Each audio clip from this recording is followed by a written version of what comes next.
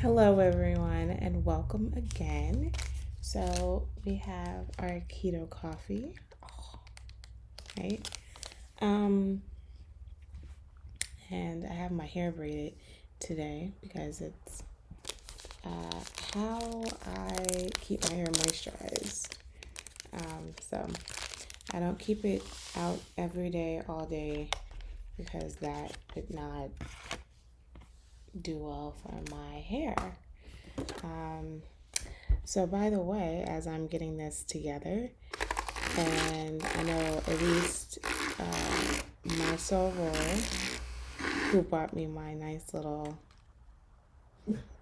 frother, should be receiving something in the mail. So I'm so excited for her. I know she's going to freak out.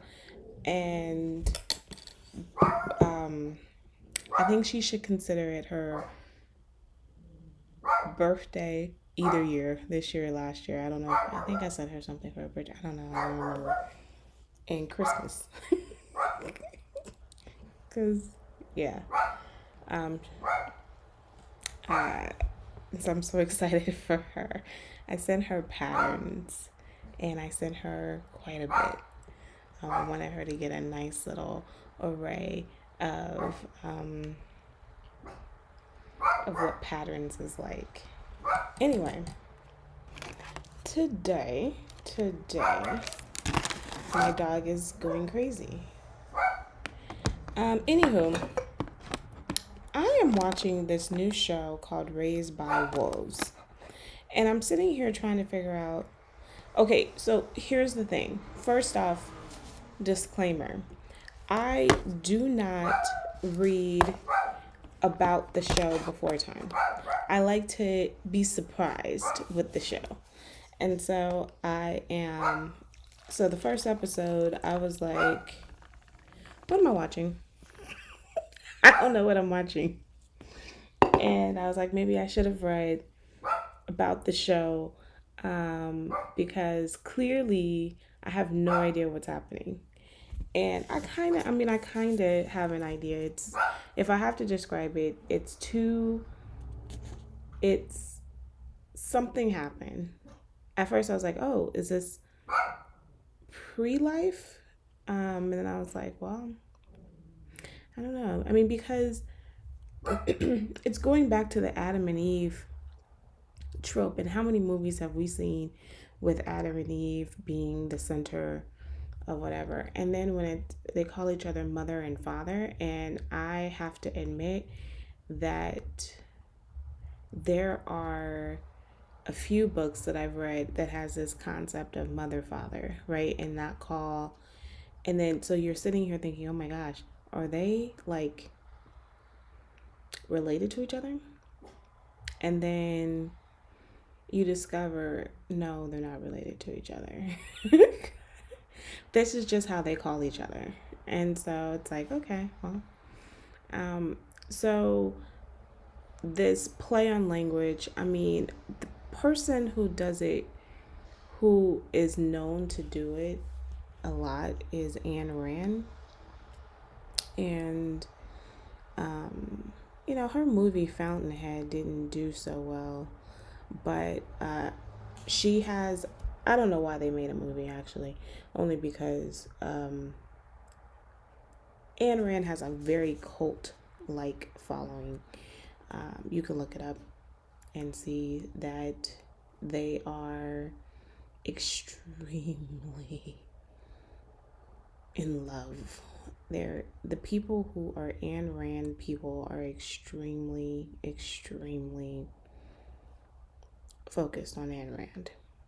And there's an Ayn Rand society. There's, it's a lot.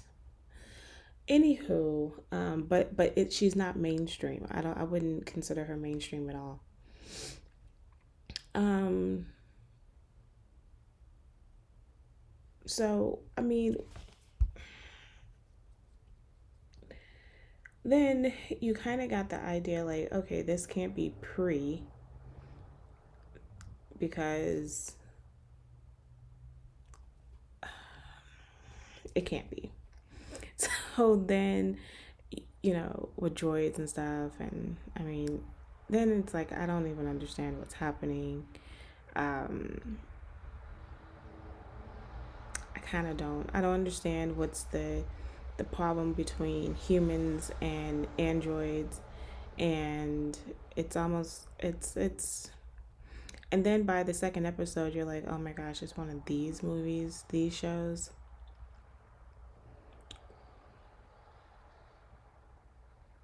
But it's actually pretty cool.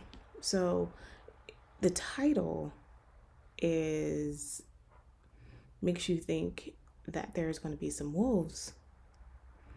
There's no wolves. So don't get boggled by the title. The title's a metaphor.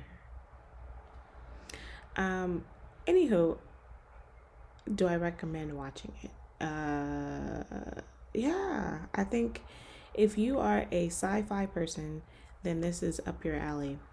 Let's talk about HBO is just doing the darn thing, because the next HBO film that I have been talking about is um, Lovecraft Country. And let me tell you about this Lovecraft Country. Um, my one of the people I'm on the show with, my showmate, I guess, he called it this episode a cross between Scooby Doo and and uh it's a Lost of the Dark Raider. So who is that? You know what I mean? Lost of the Dark Raider. So you know that trilogy of they're actually making a new one. Anywho, um oh, now it's gonna bug me. Lost of the Dark Raider. Lost of the Dark Raider. Anyhow, okay. So I was watching it. That's gonna bug the heck out of me because I know the name because I can see it in my head. Oh my gosh. Um,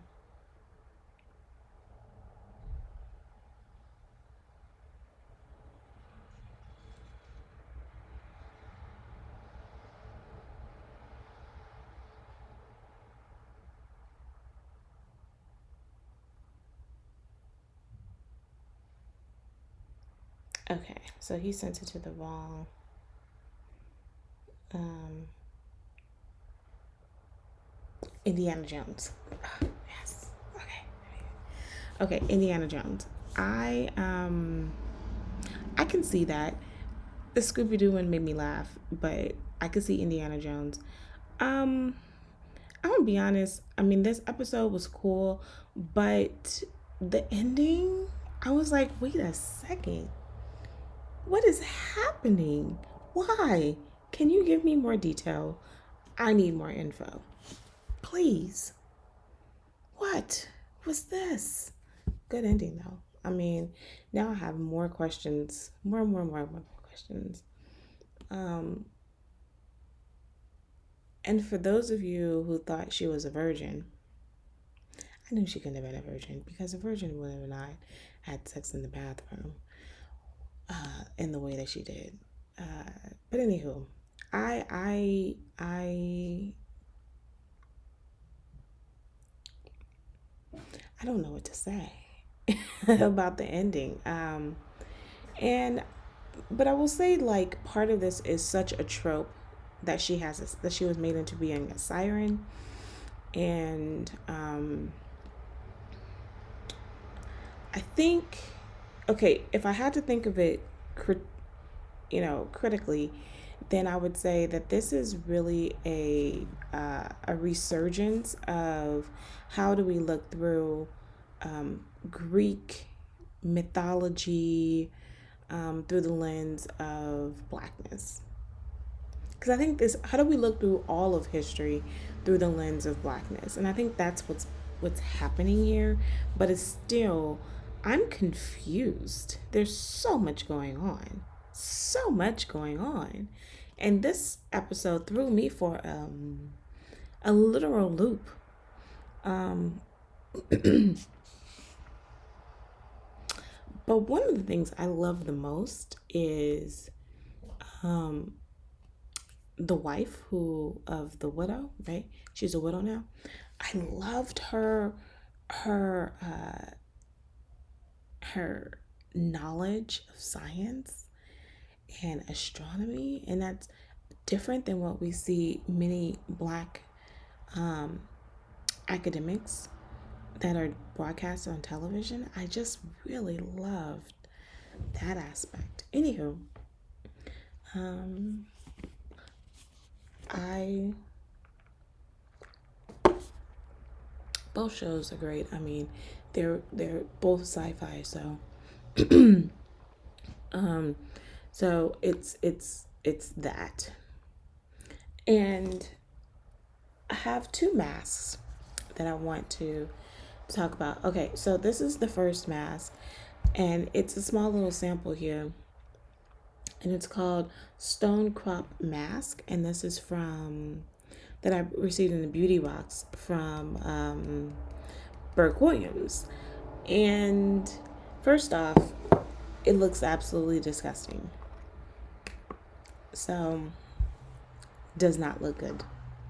But it is a very nice moisturizing feel.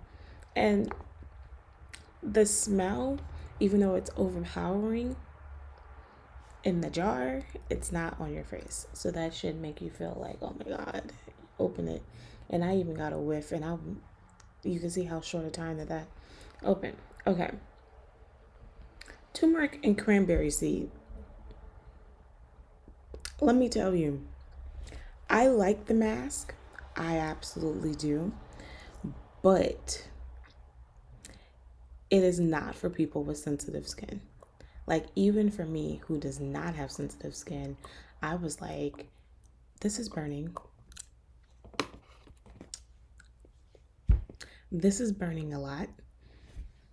You can really smell the turmeric. Like, the cranberry is not the issue. It's the turmeric. And yeah, this is like, if definitely it is a pick me up for the rest of your day. It is a wow, I am awakened. I need it's did you forget about me today? Yeah, this is it. And it definitely gives you an extra boost. I don't dislike it, and I will finish the jar.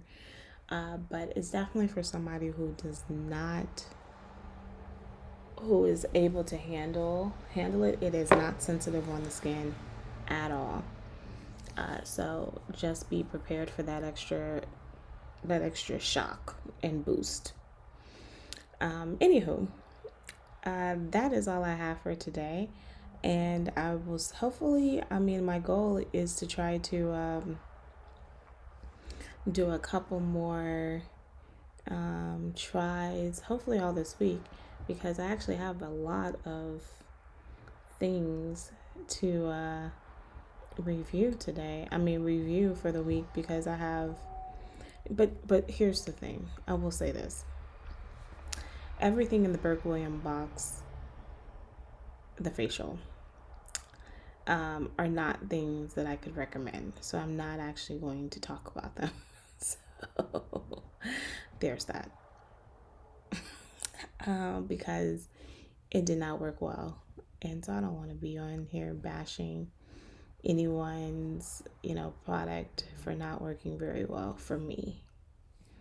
And it's nothing to talk about. And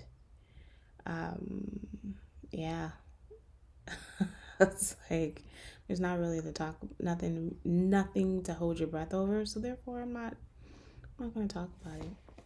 And so I am going to get off here, and I will talk with you tomorrow. Hopefully. Cross fingers. Oh, by the way, tonight I cannot wait. Golden Girls is one of my favorite shows, and they are redoing Golden Girls on Zoom with an all black cast. Tracy Ellis Ross is one of them, and I can't think of the names off the top of my head. And so